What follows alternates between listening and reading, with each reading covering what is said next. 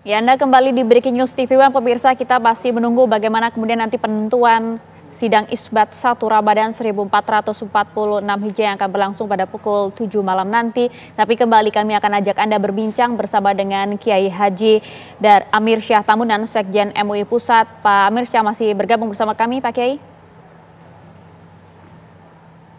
Ya, baik. Terima kasih. Ya.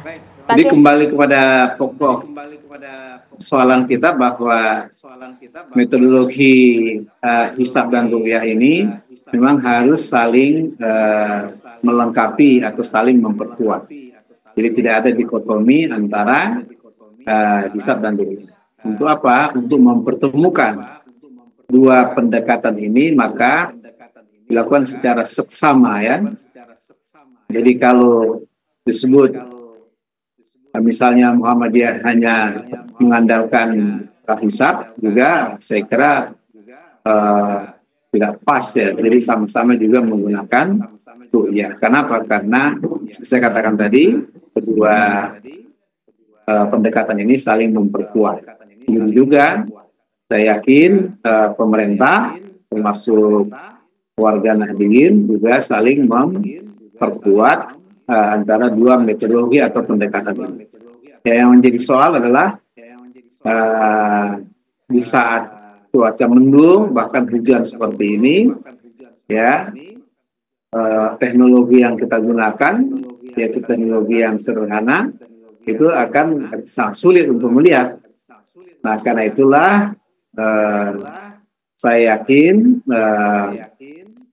masyarakat kita sudah ada yang cerdas, ya, untuk mengamati hal ini dari wilayah atau berbagai wilayah yang ada di Indonesia yang disebut dengan wilayah hukmi atau matlaq, ya, matlaq yang menjadikan sebagai tempat untuk mengamati atau memperhatikan awal bulan. Nah, saya kira itu, Mbak. Terima kasih.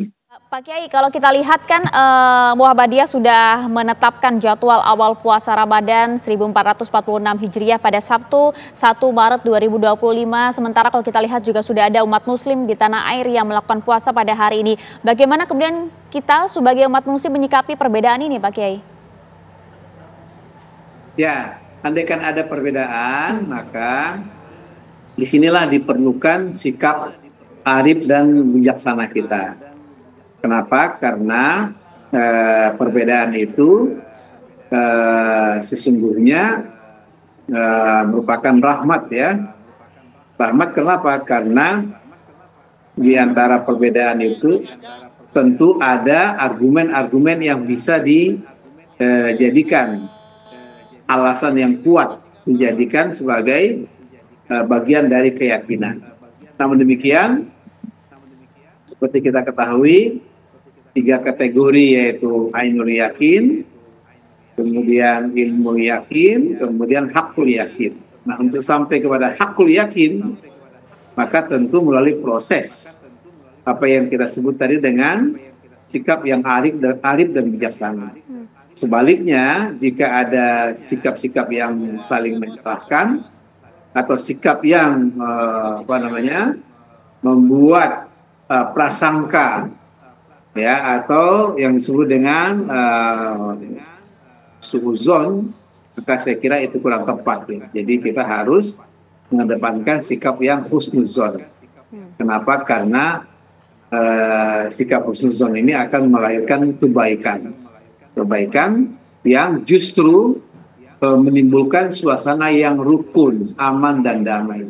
Dan bagi masyarakat Indonesia sudah terbiasa berbeda, ya kan? Tinggal bagaimana menyikapi perbedaan. Nah, karena itu saya berharap sambil menunggu isbat pada sore hari ini, kita berharap sekali lagi tentu akan ada persamaan untuk menetapkan awal Ramadan dan juga akhir Ramadan. Saya kira itu. Makasih Mbak. Ya, kalau kita lihat kan kembali lagi ya Pak, kita harus mengedepankan husnuzon gitu. Sembari kita melihat juga hasil yang disampaikan oleh warga Muhammadiyah yang sudah akan kemudian menjalani puasa pada esok hari, tepatnya di hari Sabtu 1 Maret 2025. Kalau Anda melihat bagaimana potensi dengan tahun ini, akankah kemudian ada perbedaan dengan pemerintah atau justru pada tahun ini kembali kita akan melaksanakan awal puasa secara bersama-sama, Pak Kiai? Ya, nah itu tadi. Jadi sekali lagi kita berharap ini ada kebersamaan penetapan di awal Ramadan. Namun demikian jika ada perbedaan, nah kembali ya, kita sambil menunggu isbat yang dilakukan oleh Kementerian Agama, maka disinilah diperlukan sikap yang arif dan bijaksana. Untuk apa? Untuk saling menghargai, menghormati perbedaan. Karena ternyata perbedaan itu dalam konteks kemanusiaan kita itu justru membuat jadi indah gitu ya. Jadi misalnya ada laki, ada perempuan, itu yang justru membuat indah suasana kehidupan kita. Itu yang justru membuat harmonis kehidupan kita. Beda kalau laki-laki semua atau perempuan semua, justru tidak indah. Nah, jadi sekali lagi kita sudah terbiasa berbeda. Jadi jangan perbedaan itu justru membuat kita saling menimbulkan kecurigaan atau saling membuat kita memiliki sikap-sikap yang suuzon. Ya, yang terpenting adalah bagaimana kemudian keimanan kita dan juga ketakwaan kita di selama bulan suci Ramadan ini dan juga menghargai perbedaan itu ya Pak Kiai. Nampaknya kalau kita berbicara mengenai sidang isbat, ya, kalau kita berbicara mengenai sidang isbat, Pak Kiai, kan tadi dari hasil sejumlah daerah dalam pengamatan ruqyat hilalnya, ada wilayah Aceh yang kemudian juga nampaknya sudah memenuhi kriteria, tapi nampaknya belum ada hasil ruqyat yang bisa disampaikan karena terkendala cuaca mendung. Nampaknya nanti dalam sidang isbat ini akan ada perdebatan yang cukup menarik. Kalau Anda biasanya mengamati dalam sidang-sidang sebelumnya, apa yang akan terjadi jika kemudian sejumlah daerah tidak bisa melihat hilal karena terkendala cuaca, Pak Kiai? Ya, jadi kembali kepada tadi definisi kita melihat ya. Jadi melihat itu harus diperluas maknanya. Jadi saya di awal mengatakan ada melihat dengan bil aini, dengan mata kepala, ada bil ilmi, ilmu pengetahuan. Dan pengetahuan telah menunjukkan kita melalui teknologi atau melalui ilmu hisab, itu kan juga melihat maknanya.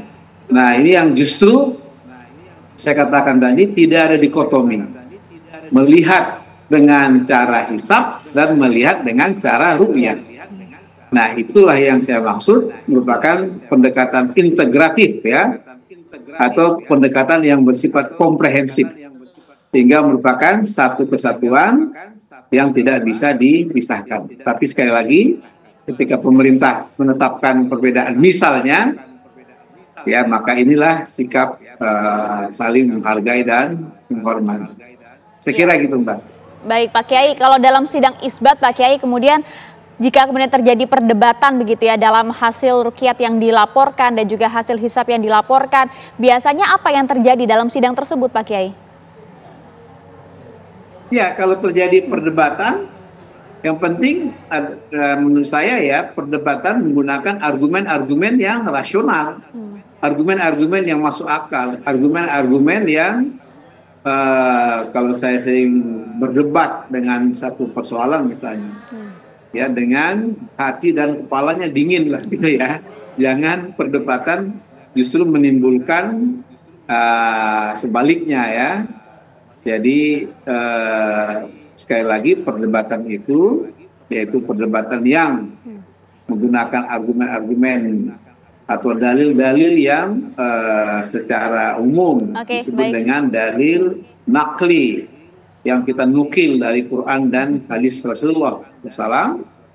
Tapi yang kedua adalah dalil akli, yaitu akal yang rasional ya, yang justru memberikan satu pemahaman, yaitu satu sisi pemahaman yang bersifat empirik.